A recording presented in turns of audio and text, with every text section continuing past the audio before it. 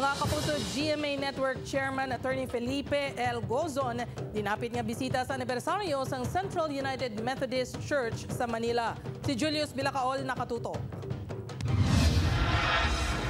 Sa tong March 5, 1899, sa panahon sa mga Amerikano, ginpatindog ang pinakaunang nga Protestant Church sa Pilipinas. Pagkaligad sang isa ka siglo, padayon ini nga nagatindog diri sa TM Calao, Ermita, Manila. Ini ang CUMC o Central United Methodist Church nga nagaselebrar subong sang ila 125th founding anniversary.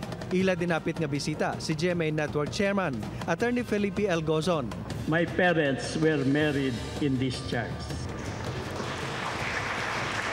Kaupo ni Attorney Gozon ang iya asawa nga si Teresa Gozon kag mga anak nga sanday GMA Network SVP Attorney Annette Gozon Valdez, Doktora Marites Gozon Viterbo, Attorney Philip Gozon, kag ila mga katambi palad.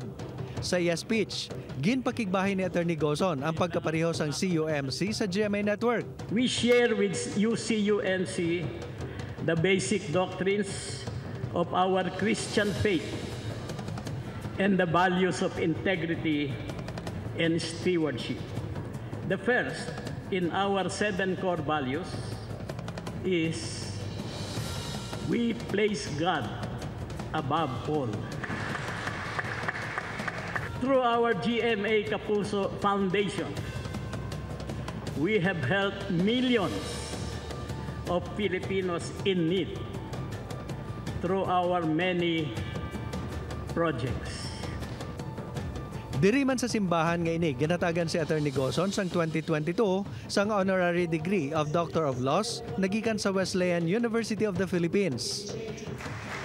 Sa karon, nagbalik diri si Attorney Gozon matapos mapilian nga guest speaker bangod sa iya accomplishments. Binigyang emphasis yung dugong metodista.